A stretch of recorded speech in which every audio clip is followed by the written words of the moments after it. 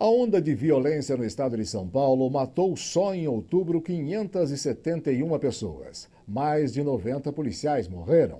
E se a gente avaliar o número de homicídios em todo o ano, até agora, a situação é ainda mais preocupante, com 4.107 mortes. E essa guerra entre facções criminosas e a polícia em São Paulo acaba vitimando inocentes, como o jovem Henrique Barbosa da Silva, executado na zona sul da capital paulista.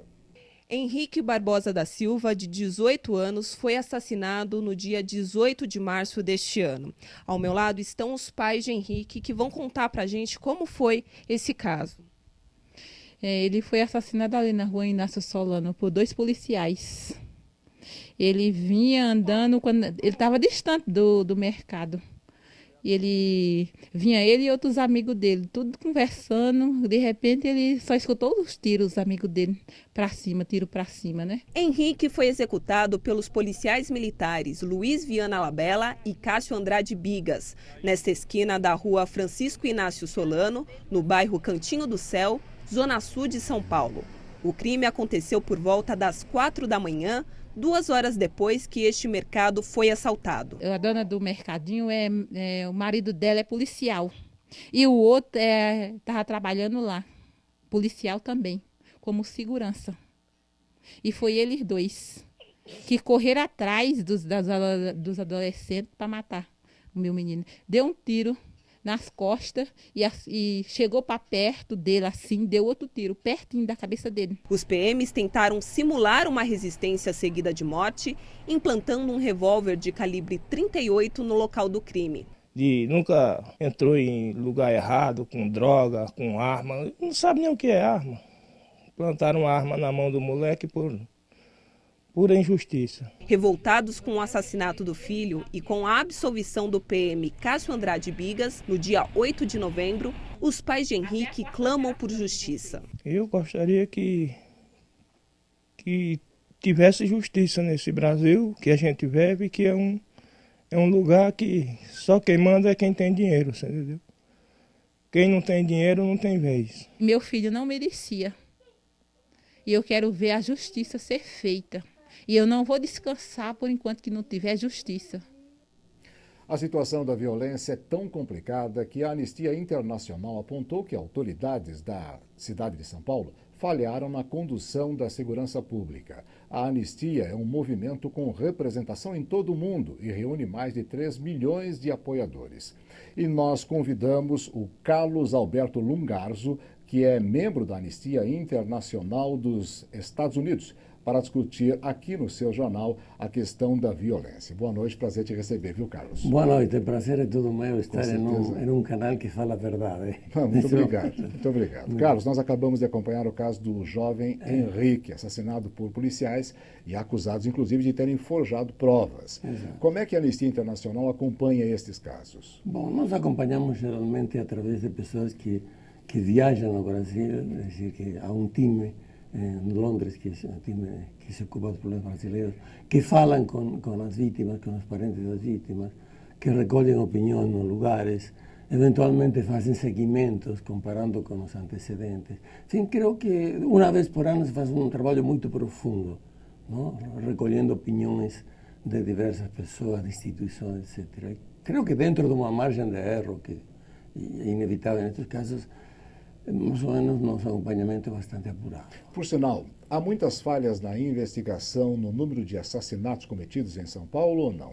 Você se refere aos cometidos pelas forças do Estado? Isto. Enorme, enorme.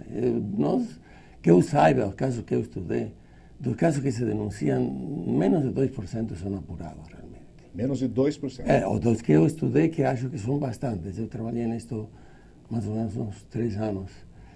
E, por outro lado, os que se apuram, em realidade, nunca dão em verdadeiras punições. Ou seja, o que se faz é afastar o militar por um tempo até que acalma a coisa.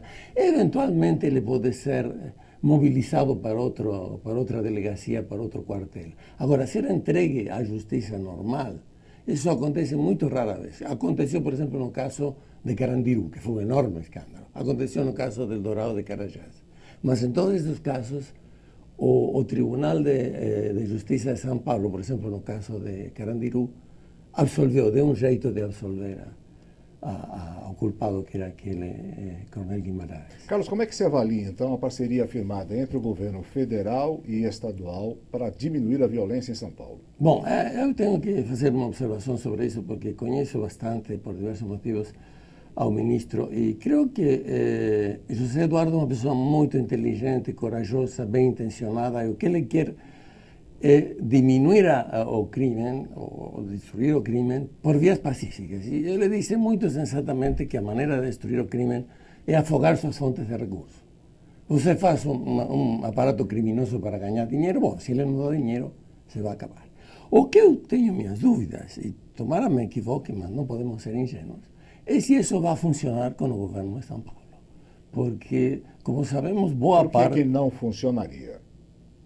Uma parceria que implique, por exemplo, intervenção nos bancos. Porque os interesses dos banqueiros em São Paulo são muito grandes, não? E eles são muito poderosos. Então, eu não sei se isso vai funcionar. Creio que deve ser tentado e me parece muito bem que o ministro tenha tentado. As apurações em São Paulo especificamente não são profundas?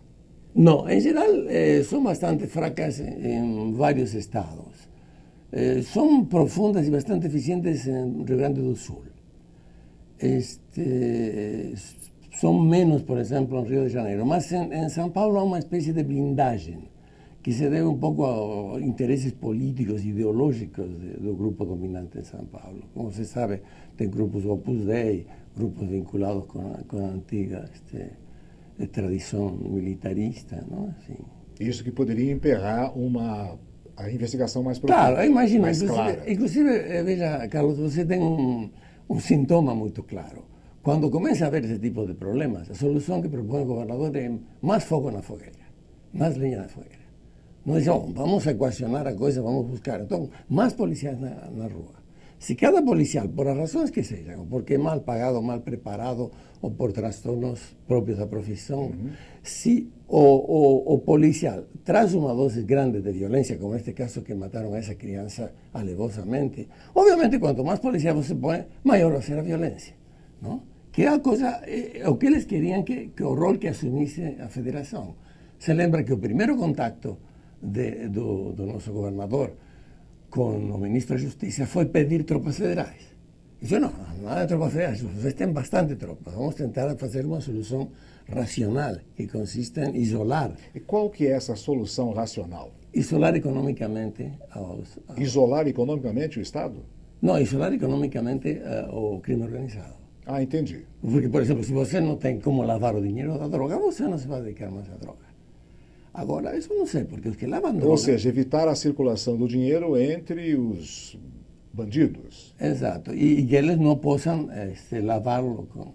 Agora, os bancos que lavam droga, bom, não podemos falar nisso publicamente, mas são muito poderosos, não? E alguns estão na lista da DEA dos Estados Unidos. Então, eu não sei como se vai poder fazer. Mas eu acho que a iniciativa, se essa que eu quero fazer na sua pergunta, a iniciativa do Ministério da Justiça é muito boa. Muito boa. Tomara que São Paulo possa responder favoravelmente, então. Tomara. Eu te agradeço pela presença aqui para falar de um cara. assunto tão delicado e tão importante para cada um de nós. Viu? Boa noite. Ok, boa noite.